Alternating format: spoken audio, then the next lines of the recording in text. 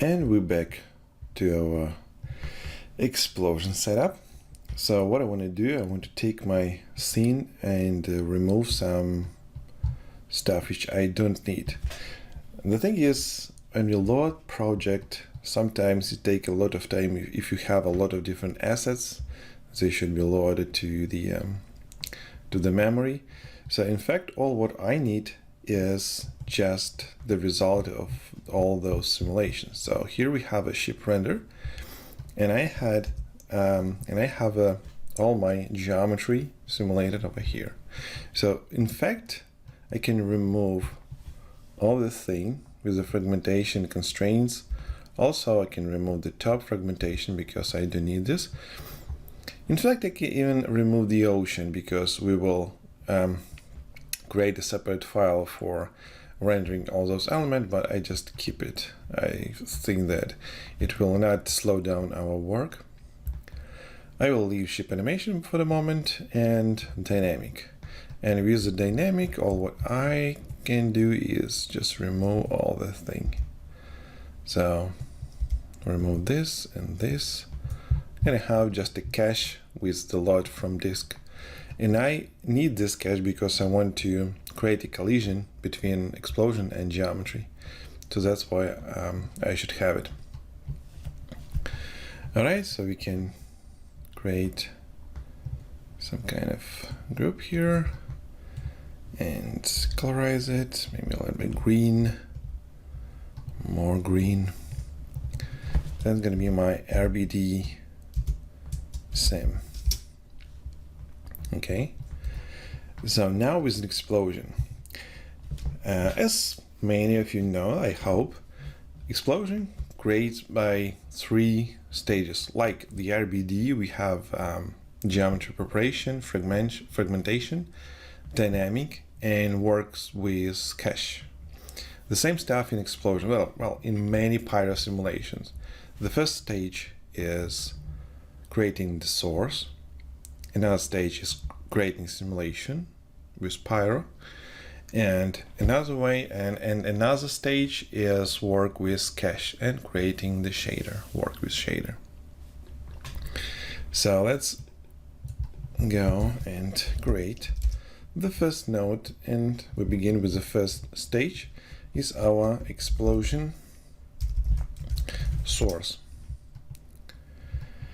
Okay, you can dive inside and let's think which element I'm gonna use for creating the sourcing for our explosion. And we in fact already have this element. We have the explosion animation. We have the points where those explosion will be. So go to frame 25. Let's turn on the auto update because I don't have any more heavy thing in my project, so I can create an auto update. And here's my explosion points. Cool. Let's copy those guys. Go to the source and object merge. Like always, getting those points here. Explode points. Cool. The first thing I want to do is replace this sphere with just a default sphere using copy to points, and let me using the add node to remove any geometry and connect it here. So now I have just the same spheres here on the same positions for the explosion. That's really cool, but what I want to do, I want to make those spheres exist just in explosion frame. So I want to remove, let's say, have explosion frame 25, and in frame 26, I don't want to see this sphere. So the source for my explosion should appear just in one frame, like a real explosion. So to do this, we can use a simple blast expression. So add the blast node, choose points, and we have the attribute called explosion frame. So let's set here that if explosion frame will be equal to the frame number. But this thing, it doesn't work. In fact, you can see it doesn't remove our point in the next frame because I need to change syntaxes here. So I put it in single quotes. I don't know how to call this sign. It should work if we enable this blast node. Now you can see that my sphere, my point appears somewhere here. And I don't know why it does. Oh yeah, because I need to delete non-selected. Yeah, here we go. Enable copy the points. And now you can see that the first explosion in frame 25, we have a sphere just on this frame. On frame 26, we don't have it. And yeah, those quotes is near, I don't know how to call this, on the left from 1 on the keyboard. So you can see that it works. And if you go to another explosions, bam, bam, bam, bam. 1 main explosion or 1 single explosion and 3 main explosions here. All right, that works. Now, what is the idea for sourcing for our explosions? Well, in fact, in later versions, we often use geometry like a source for explosions. But for now, mainly we use particles, because with particles we can drive our explosion as we want. We can set up initial velocity, we can set up the shape of this explosion, the direction for explosion. So when we use particles as the source for explosion, we can set up many different things before simulation. Like attributes like fields, like fuel, burn, temperature, density, I know velocity, any field you want, you can combine using the attributes for particles and then rasterize them into the fields. So let's do this. And the first thing I want to do, I want to generate some particles inside of each of those spheres. So as you can see, I have a standard scale for the sphere, like 1. I hope this will be enough. So now let's say, and I want to use the VDB from polygons to create the volume around the sphere. So I enabled the fog VDB, which will create a density field. So now if I apply a scatter, there is a warning because it doesn't have a proper geometry. Convert to quads or triangles because our sphere is primitive. We can change it to polygon if you want. In this case, there is no warning. So in fact, if we have a primitive and it's not like a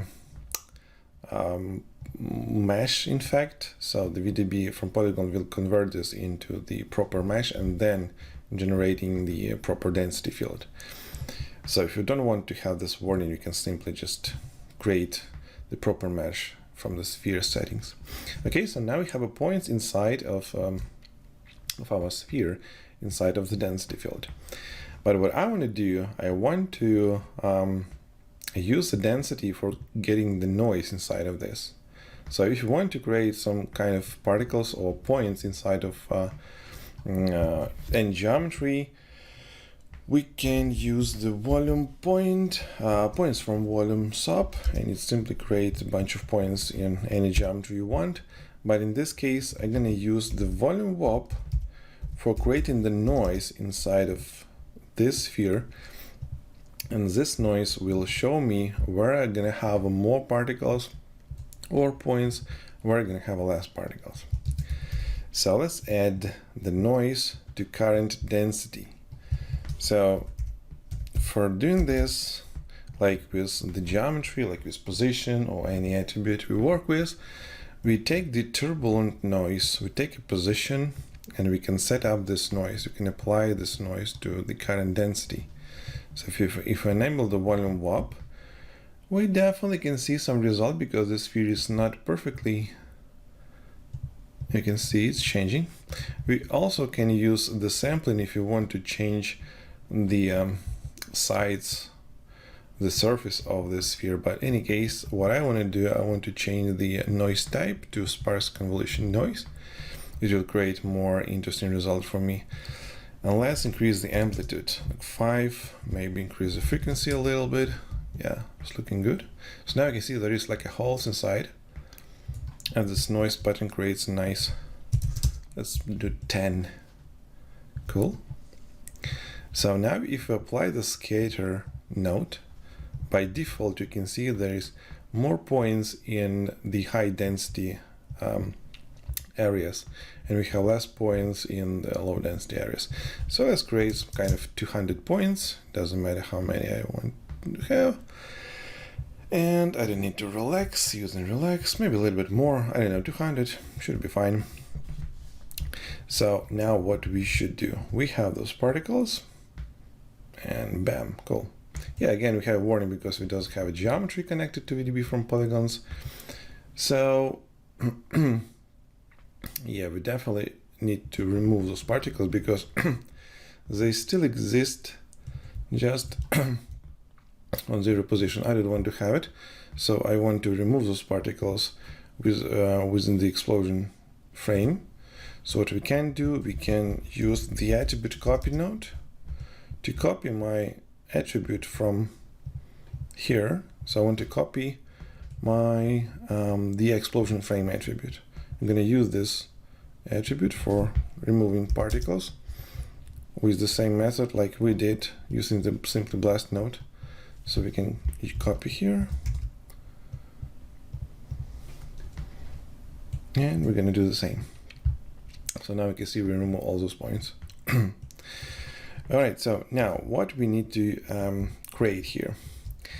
In frame 25, I want to use those points as the source for particles rising in a different direction. They should move in different direction, but I want to have like directional explosion. I did want to create explosion which simply create different velocities in all directions. I want to control the amount of velocities which is going like in real explosion in all ways, okay, in all directions. But I want to have a ability to control, like I want to set more velocities in one direction, okay, make a bigger velocities. So let's go and set the attribute WAP. Let's call it add attribute attributes. And what attributes I want to add here? Yes, I want to set the velocity attribute, because velocity will drive our particles. And the first thing I want to create is velocity going from the center of the sphere. In fact, we can do this by a few ways. We have a points here. We have a points, and this is like a center of my sphere because I use copy to point sub. But anyway, if you use different methods, if you use, I don't know, like some mountain sub, a noise, and you can change the scale of the sphere, maybe at one side it will be the bigger size rather than another side. So I won't have an ability to compute the center of this geometry each time here. So what I can do is using the bounding box. So we already did this thing. I connect the bounding box, and now we have the minimum and maximum for all axes. So I apply the add node. I calculate the sum of those and divide constant.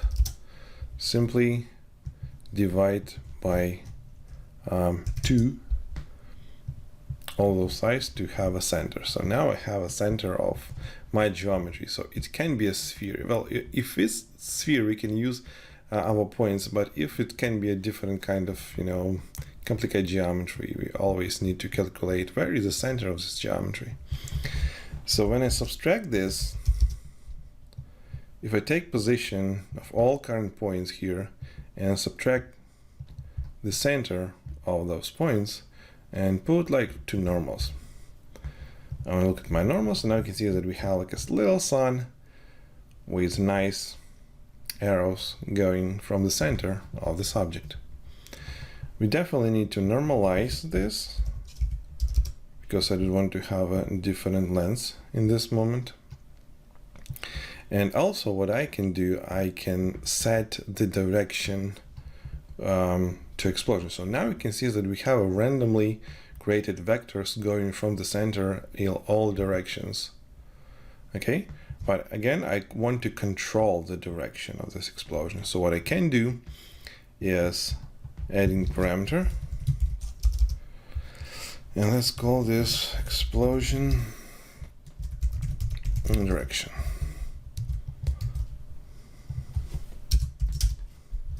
Okay, set 1 by default, and yes, let's set it as a vector because direction is a 3D.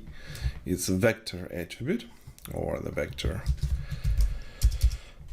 parameter. And let's set add, and let's control it here. So now I have the explosion direction. If I type here 5, now you can see that my vectors is going up. They're going a bit outside from the center. You can see that those vectors on the side of my sphere, they going out. They not directly go like 90 degrees up. They have a little bit of outward direction. So now you can see the lower explosion direction, the more they go outside. The bigger explosion direction, the more they go with this direction. So with the explosion direction, I want to have another like multiplicator which will control the scale of those outside vectors. So let's connect the multiply node. Let's promote this parameter, and let's just rename it, I know, the out scale.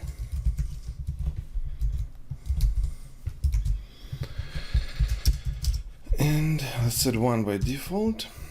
Okay, let's increase the float range, I don't know, like to 50 maybe. That should work. Now I can control the scale of all those vectors going outside, plus I will apply the explosion direction. So another useful feature is using the random function, because now all those vectors almost the same length, but if you work with explosion, well, in fact, in many kind of simulation, a little bit of randomness is always a good thing. So let's connect to point number. So as you know, now we have if we have 1D output, we have a values between 1 and 0. So I want to use a fit node, and inside of this fit node, what I want to do, I want to set a destination minimum to like 0.5. So I don't want to have a length lower than multiplier lower than 0.5, because I'm going to use the multiply node to apply this random value to my current velocities. Well, it's normal, but so now we have a random values. So you can see that some lines it's bigger, some smaller, but if we disable that, you can see that some points have very low values. I don't want to have it, so like 0.5 is a minimum, should be good. So this is our explosion setup, and this is our normals.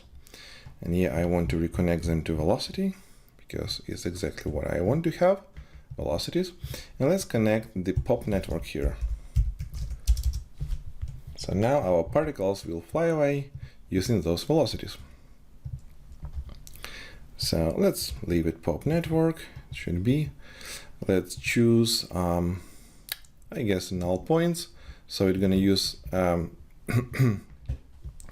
we will disable those guys, because we're going to use the number of points we have connected to the pop network. So the more points we will connect, the more points we will generate.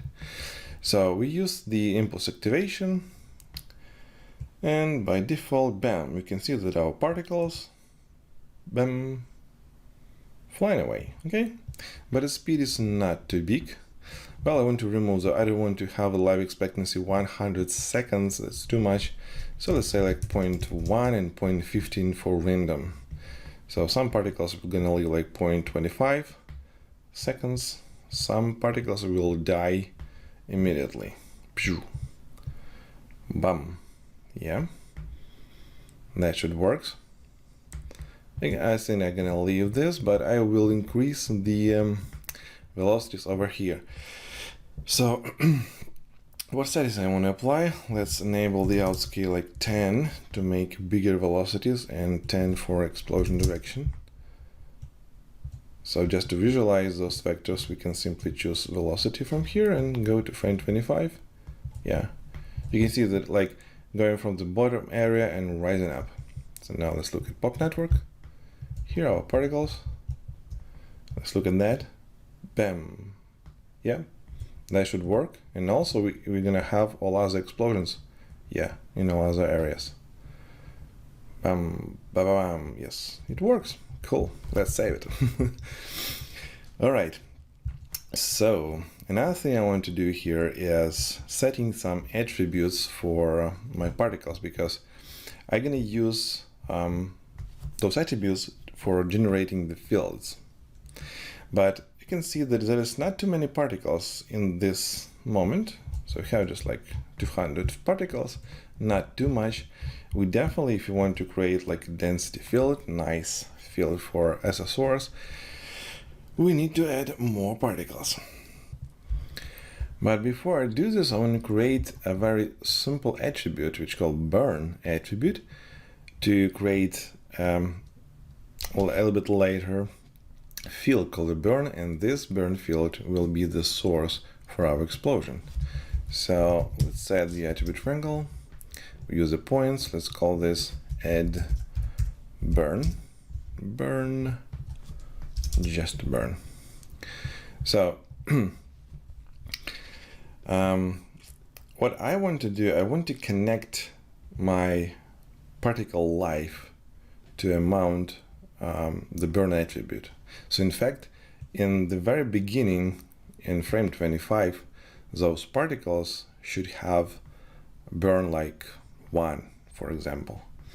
Okay, and the more they exist, the more time they exist, the bigger life of those particles, the less burn attribute, the less burn values they would have.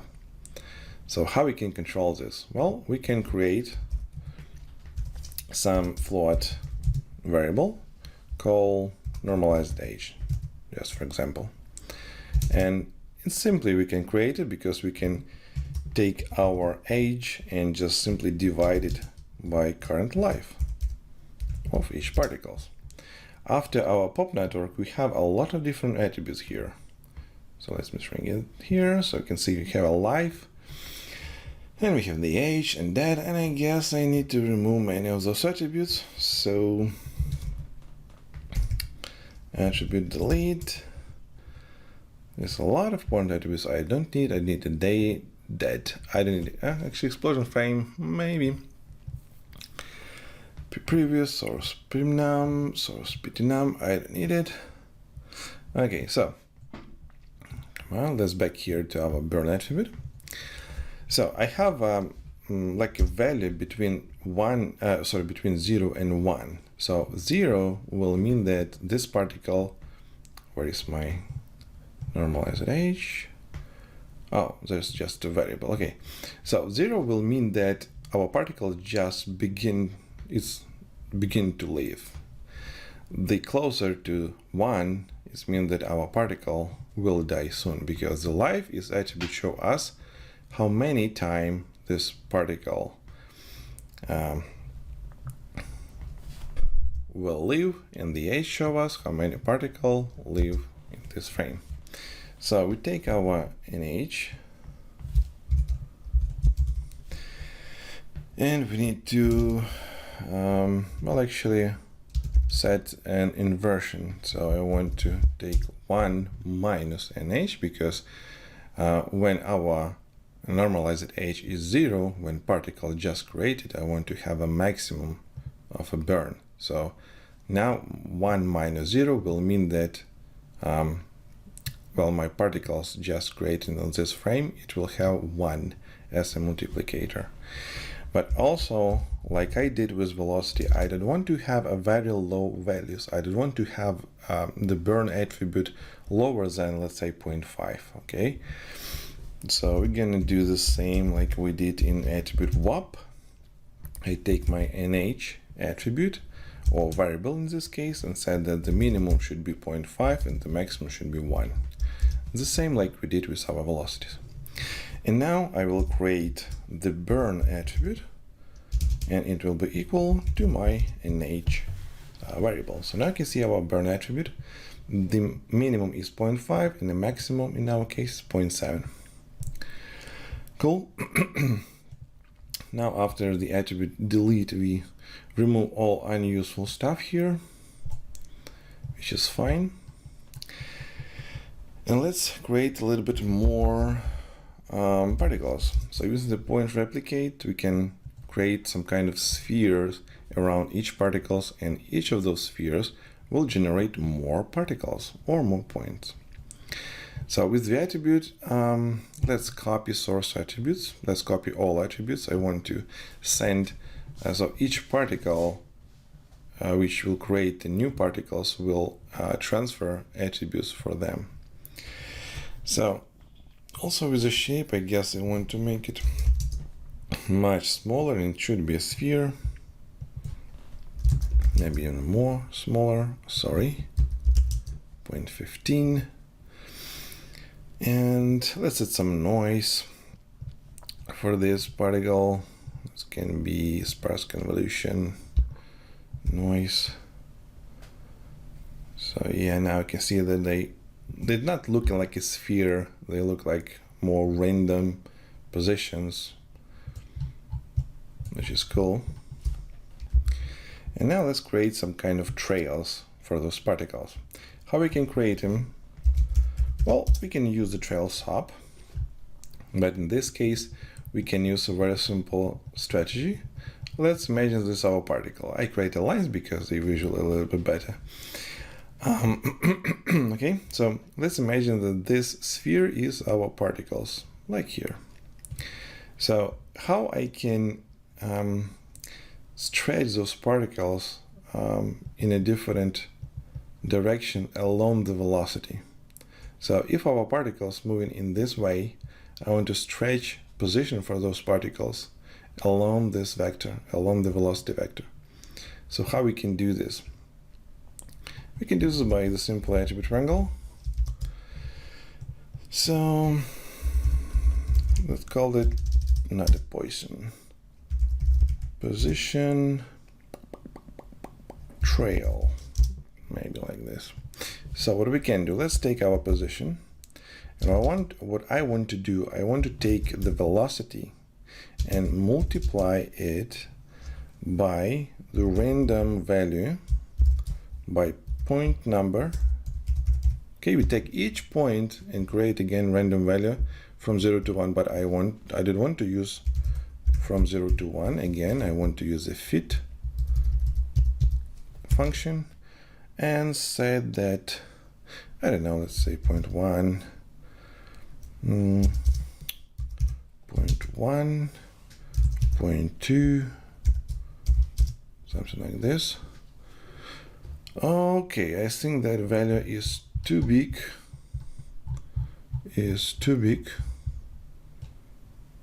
Bam, I know why is. Oh, sorry, I get that I need to add to current position, right? Yeah, here we go. And it's some kind of trail. Bam. Maybe a little bit lower, maybe like 0.05 and 0.1. Yeah, could be. All right, let's set a velocity. I want to multiply it also to some random value. Let me copy this. I don't want to type it again. Let's look at that. Yeah, maybe like this, maybe a little bit less, 0.35, 0.55. Yeah. So I changed my velocities. And maybe even lower this and lower this a little bit. Let's turn this off. Yeah, something like this. Bam. Here's my particles flying away. Cool. So what we also can do is add the point jitter. So in fact, we almost create a point jitter using this position stuff, but with the point jitter, I just create like a cloud around those particles. So with less scale, like 0.25,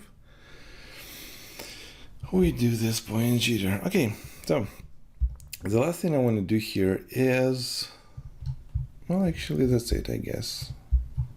It's looking fine. So let's now create our attributes for transferring them to the. How many fields I should have? So let's see, create a volume rasterize attribute. Okay, put it somewhere here in the bottom area. So the first attribute I want to use here is the burn. Actually, let's say the density for the first. So the density is our smoke. It should be for explosion. Also, we should have temperature. Also, we should have the burn field. It's like a source for our fire, and a velocity.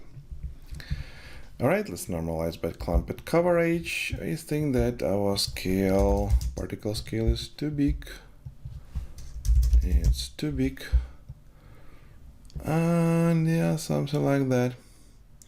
But there's not enough noise, I guess, so I should, well, in fact, I don't have a density attribute for now, and I don't have a temperature attribute. I have just a burn and a velocity, so let's create them. Let's go and set the attribute noise. What's a nice thing with the attribute noise is if we even don't have this attribute, if this attribute doesn't exist, let's say density, there's no density for now. But if I type density here, it will create this attribute for us. Well, it's not a 3D, it's 1D because it's a float value. And here you go. We already have a density, and this attribute already has some noise, which is fine. So for the density, let's just colorize it to look the better look into the noise. So it should be animated. Let's remap it and make more darker areas. I think that the element size should be a little bit bigger. Okay, and let's look at maybe increase the animation. So the pulse duration is lower. The lower this value, the bigger speed for the noise. Noise will change a little bit faster. And also I don't want to have values below 0, so I set minimum to 0. All values below 0 will be applied to 0. So the density, and actually that's it. I think it will be enough. So now I have a density attribute. Let's just copy this and remove it. Now you can see the density, which is cool. So the next thing is, let's remove this name, add density. Okay, let's copy this guy and let's connect it here. So now I want to work with burn and temperature. So as and always, if we set the temperature and temperature doesn't exist here, now we also have a temperature, you can see over here. So with the burn and temperature again is 1D, and well, remapping, I guess that I don't need to have too much negative values because I want to have more values bigger than 0 because it's our source for an explosion. If we have very small values, it won't be too explosive. You're gonna keep it as it is, maybe a little bit more octaves, just to make this noise a little bit better, and I don't want to have such a big scale. All right, so now we have a burn, temperature, density, and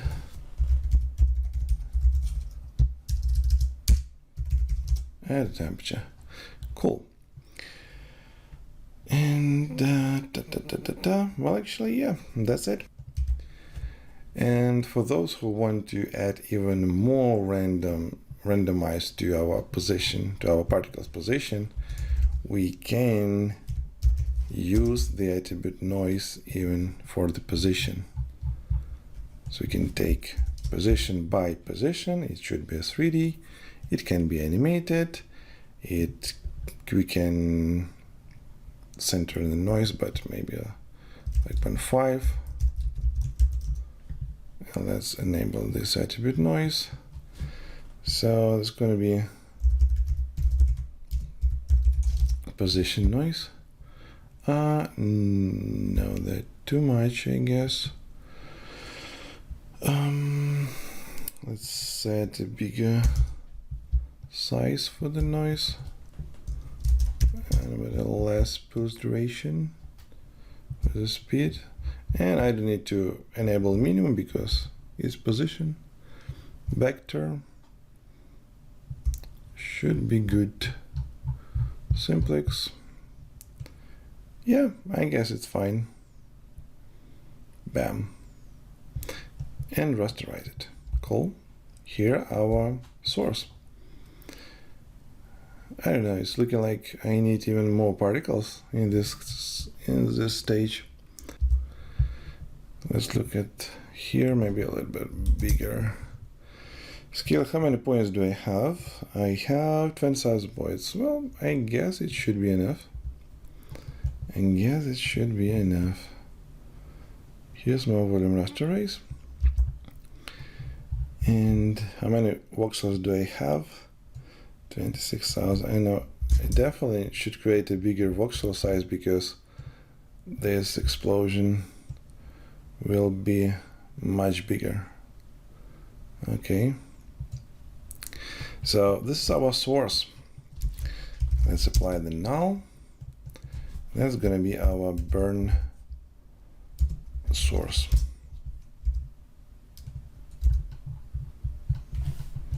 Okay, let's add the project. Let's go up and let's create a DOP network. DOP network with the explosion simulation. Okay, let's copy this guy here. Let's go to explosion sim, and as always, we need to create the pyro solver. We will use the pyro sparse. The smoke object, again, sparse. Connected here, the volume source. Let's apply our,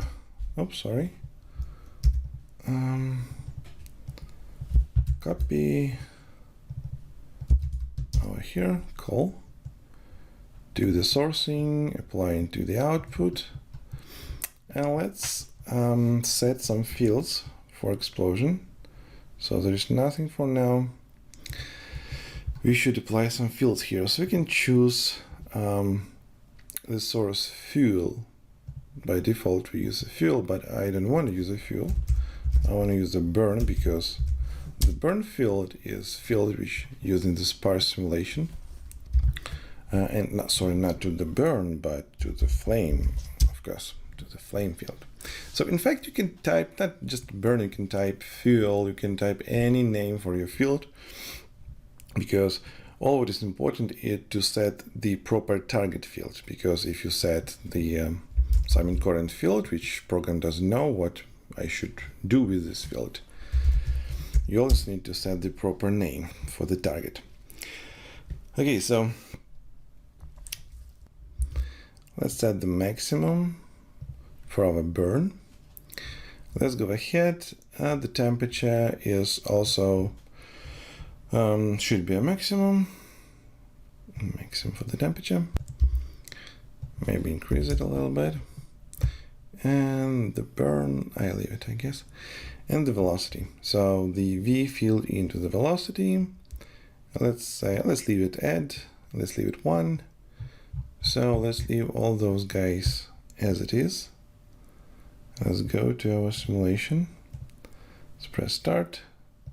Nothing gonna happen. We need to send the center of this explosion to our particles, to our fields, to our source. For the beginning, let's change the frame. The simulation frame. Let's go here and start frame, let's say 24. So we can set up this thing in the beginning.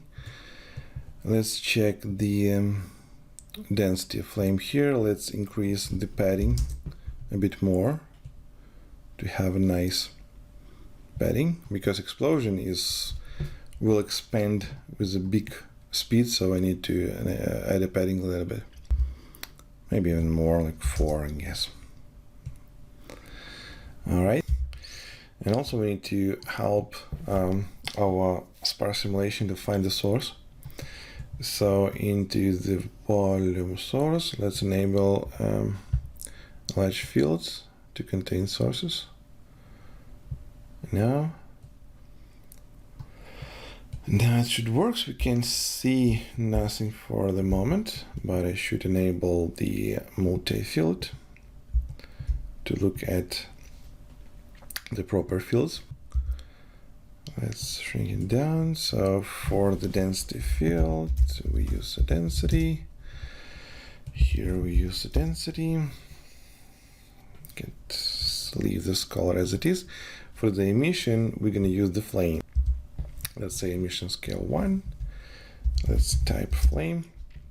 And for the emission ramp, I'm going to leave the physical black body. And if we use the black body shader, we need to choose the temperature. Now you can see that now we can see our explosion. It doesn't look too good, but something happened and it's fine. All right, so if we want to create explosion, we need to add a little bit of expansion, and expansion is a divergence field. So many of you knows how divergence field works. If we have a divergence inside of the voxel bigger than 0, it will mean that we need to push this information out of this voxel, because the main principle of the fluid simulation is creating the non-divergent field. So it's some kind of a pressure inside. So another thing I want to do is close below 0, because I don't need to have any kind of simulation below 0. And let's increase the voxel size to like 0.5. I can connect it. So I can copy this parameter and connect to the explosion source, to my volume rasterize, paste relative reference, to have the same setup, to have the same value for the voxel size. Now our simulation will be a little bit faster, but it's like a poof. Not too much. Okay, so let's go to our volume source. So let's set my explo source. What I want to do, I want to increase the temperature. So the bigger temperature, the better. And yeah, but again, without expanding. So let's go to the pyrosolar sparse and let's set up our simulation. So the first thing I want to change over here is changing the time scale. So I want to make it a little bit faster because it's explosion, and also we have the advection reflection. Let's change, I guess, to single project. Single project, and with default value 0.95 should be fine. And with the temperature diffusion, it's like a blurring our temperature, so I don't want to have too much blur, so it's set like 0.001. So it will be, but very, very small amount. I'm gonna keep cooling rate as it is. The ambient temperature also can be 300 kelvins, but with the reference temperature, let's increase it 2 times bigger, like to 1200s. And with the buoyancy scale, a little bit slower. I don't want to have a very big rising speed for my explosion. So now it's, the buoyancy scale is depending on the temperature. The bigger temperature inside of the voxel, the bigger force will move this field up. Okay, so now with flames. Definitely we should create flames, but you can control the lifespan. If you have explosion like a gasoline or something like that, I want to keep my flame as many as I want, as I can. But again, here we have 3 different tabs. The first thing is smoke. Do I want to create a smoke in my simulation? Yes, I do. So I enable limit smoke, maybe even increase the amount of the smoke to like 2. That will create a smoke. depending on the flame field. So in the older version of the Pyro Solver, we have a combustion model which create a lot of different fields. We begin with the fuel.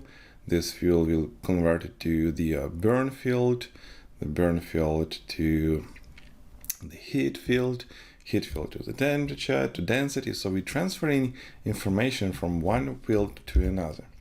The same kind of here, inside the Pyro Solver, we have the flame. And this flame field is like a main, it's like a core field for simulation. But also we can transfer information from this field to another fields, like smoke, which is density field, temperature field, or expansion, which is divergence. So now we can set up the flame range. So we can take our flame and say, okay, let's transfer information from voxels which will have the values from 0.2 to 0.5. So let's change the manage method to add. So I want to add this smoke, and let's increase the range a bit. So 0.4 and maybe like 2.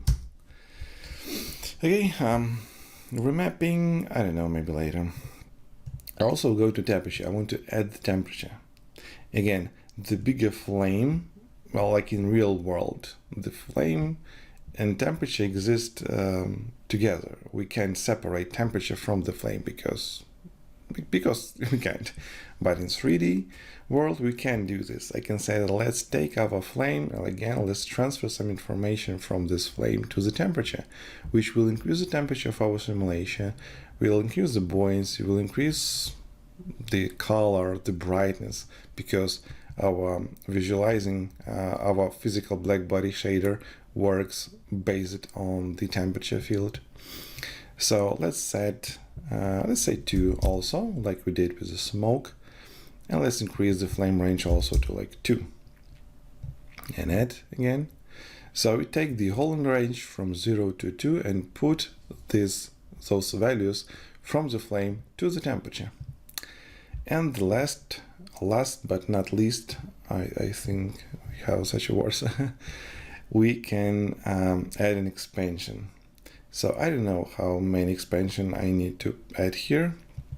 Let's change it to 0.25. And let's do a simple simulation again. Bam. Well, expansion not too much, but we already have something. Bam, bam. It's rising a little bit faster than I expect, but again, we had some information inside of the temperature field, so it can be. All right, so let's maybe decrease a little bit, like 0.4 for expansion rate, and with the remapping,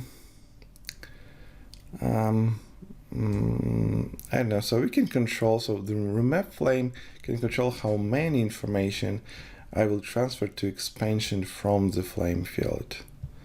So we can set just very hot areas. Okay. So with the shape, we will talk a little bit later. Again, I need more expansion, more and more expansion. I need to push this information in all sides because it's an explosion. So what we can do else, we can set another field here in source. We can say, okay, let's take our burn field and let's put some information into the divergence field. Let's use the add. And it's now should work not too much. And I hope that it works a little bit better. But see, it's adding a very small amount. Yeah, now you can see this works a little bit. Now we have a nice mushroom with the divergence. Okay, cool. Bam, bam. It's not too many smoke. I don't know why. Density.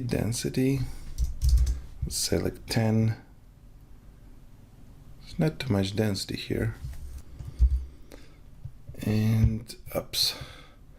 I guess that I'm not transferring density also, yeah? No, there's no density. Density to density. Let's make a bigger scale. Bam. Alright, so now we have more densities. And I get that my dissipation range is too big. It's 0.2, 0.02. Now it should work much better. So as you know, the dissipation is function allow us to set how fast our smoke will disappear.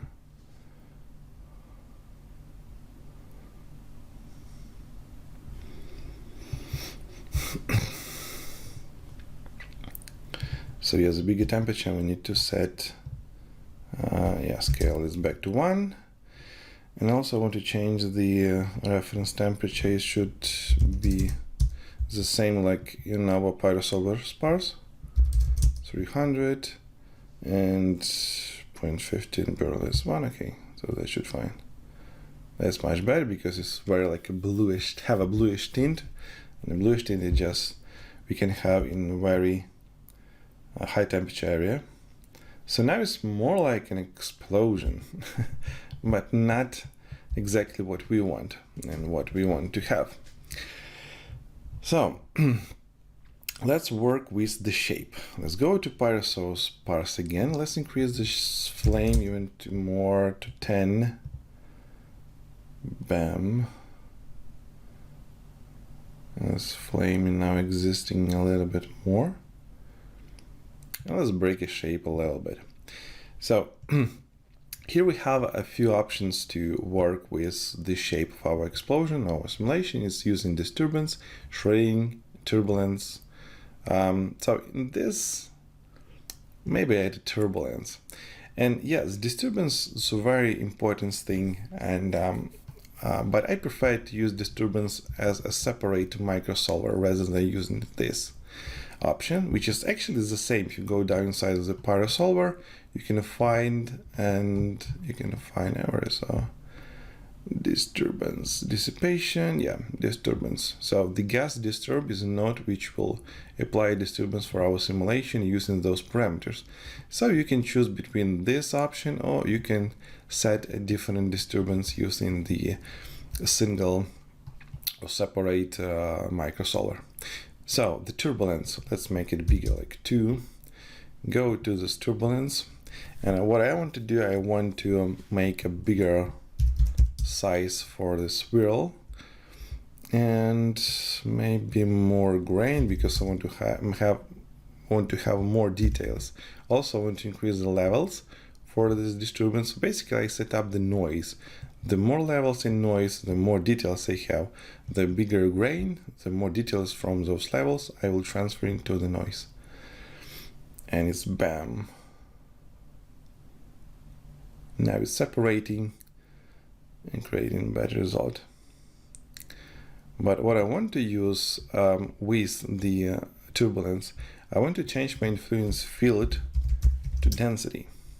And also the control field I will use as a density, but with a different control range. I don't want to apply my turbulence to the very low density areas. I want to apply it more like to high density areas.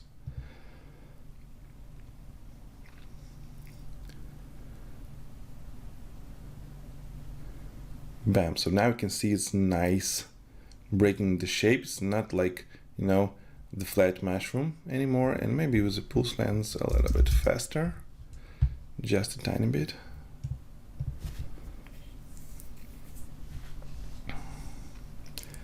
Bang, bang. And here's our explosion.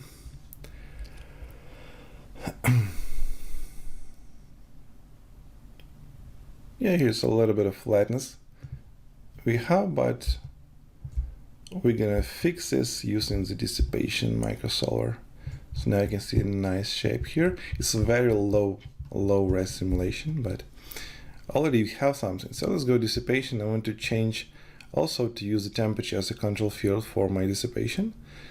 And let's select Let's change this a little bit more interesting. So by default, the control range is from 0 to 1, which is mean that if we have a temperature closer to 0, so how we apply our dissipation depending of the temperature.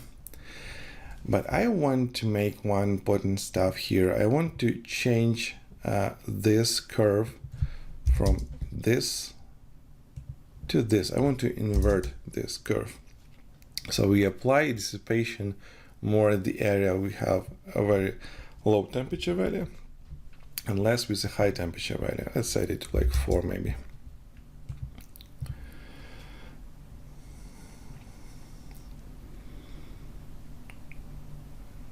Yeah, it's looking cool.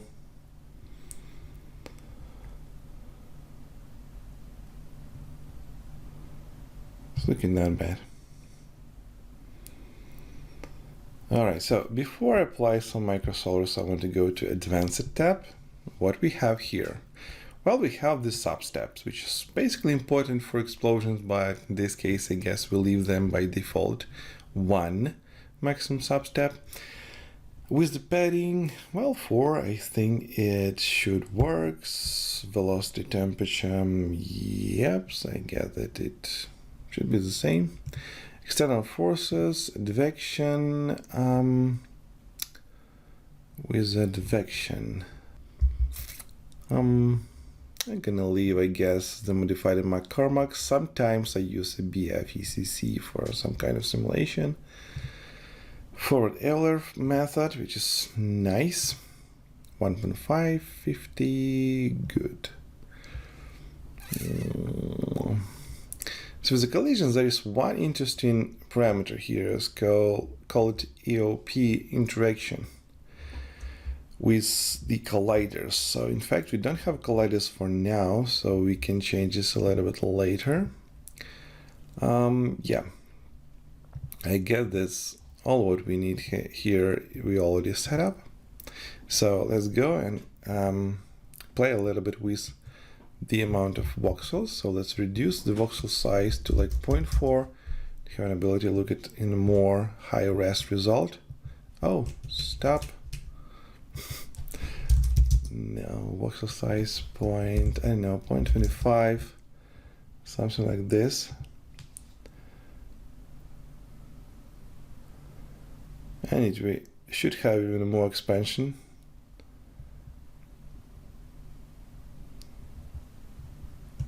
And you can see how the sparse mode working fine, creating explosions, creating simulation just in those areas where we have a source. Okay, let me double check here.